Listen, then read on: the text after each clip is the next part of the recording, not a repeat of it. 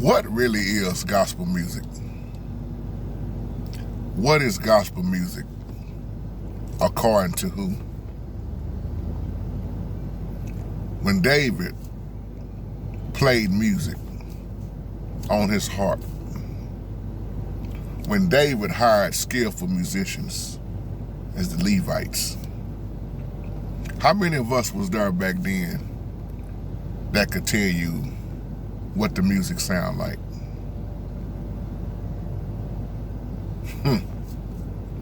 I'm going somewhere with this video. How many times have rappers used James Brown bass lines, sample James Brown beats to put with their rap song? It's only a few people gonna understand this video. How many times have quote-unquote gospel artists use R&B, use Motown, use Charlie Wilson and the Gap Band? How many people that's in a lot of churches are actually anointed and singing to the Holy Spirit? Or they just talented? How many times people gonna use anointed in the wrong way? They're gonna apply to just because somebody can sing, they are anointed. Now, the reason why I'm saying this, of course, my email's been blowing up about this, the Clark sisters and this Beyonce thing.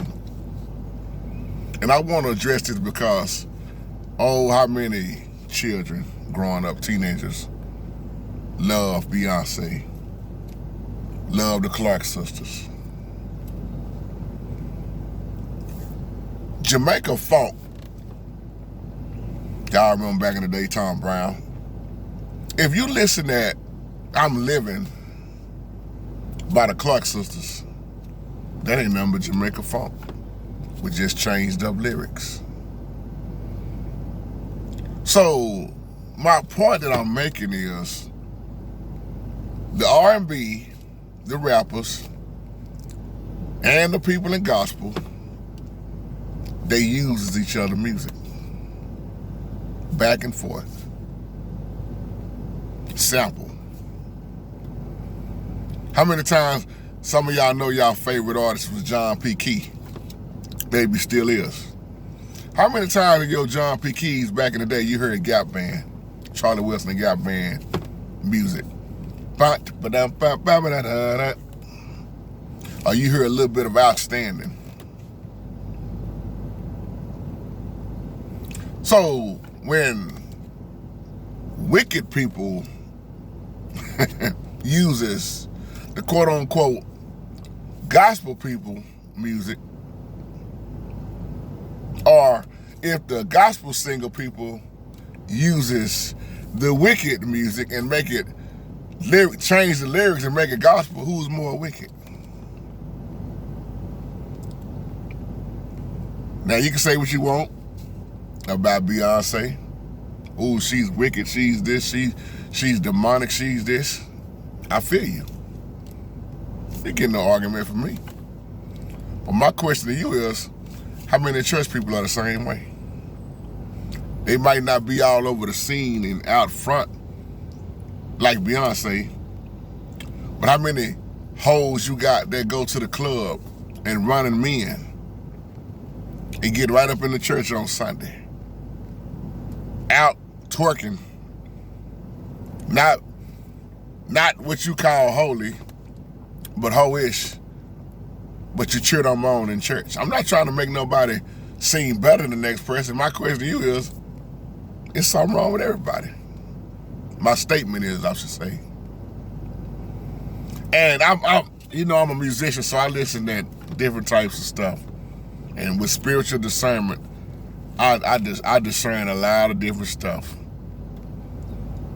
But what about B-Slade?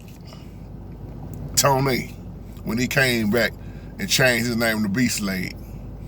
Or some of these other people that come out of the closet that you thought was a Christian. See, this is what Brother Rain been trying to tell people for the longest when y'all get mad when he talk about Christianity, because so many people call themselves Christians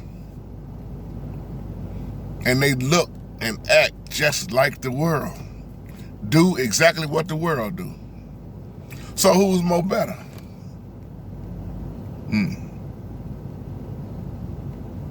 And you look at half of these gospel artists now, what's going on with this performing and praising.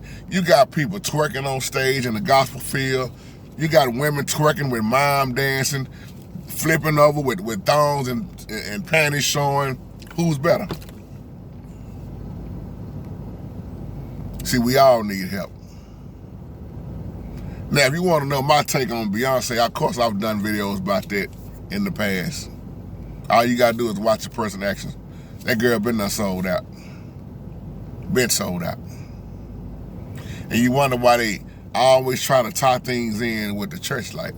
Because the majority of the artists that you see come out of the church. But here's the thing people gotta realize. They are entertainers. One thing I've learned about an entertainer will use whatever they got to continue to make their money, whether it's wicked or not. If they're an entertainer, they're gonna use it for the best to make money. Just like everybody got mad when Rance Allen did that you know that album was Snoop Dogg. You got people sitting in church every Sunday faithfully who get high like Snoop. You got people sitting in these churches who run women, some of these deacons. So whether you're talking about the world, I know a lot of people gonna get mad at this message. Whether you're talking about the world or the church, that's why people look at I'm talking about the building now. They look at the building and be like, they ain't no different than the world.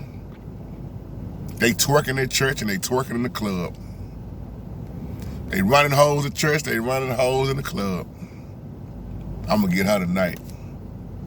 You got musicians out here who get high at church. So think about that the next time when you start talking about what Snoop and them doing, what 50 Cent and them doing, or Get Rich or Die Trying, when you got your Creflo Dollar just came forward, I've been preaching wrong. What if I've been wrong about tithing? See, the only difference between some of these people in the world and these pastors is the pastors are doing it in the pulpit. They've been robbing folks for a long time. But you get mad at the dope dealer. You mad at the one that's selling dope coming up. Or look at the pastor in New York that had all that flashy jewelry and what else he have? Rolls Royce, just flashing on everybody. I still think that robbery was fake. It was staged. But that's my take. That's why the drummer was so cold. He was so calm on the drum. He ain't even, that stuff was playing to me. Probably an insurance policy. But that's my take. You ain't got to agree with me. So y'all, my point is in doing this video, do not be shocked at what you see. Don't be shocked at it. Whether it's in the world or the church, you should see now what we living in. Y'all is exposing the wicked and the ones you thought that were so holy. And I'll leave on that note. Shalom.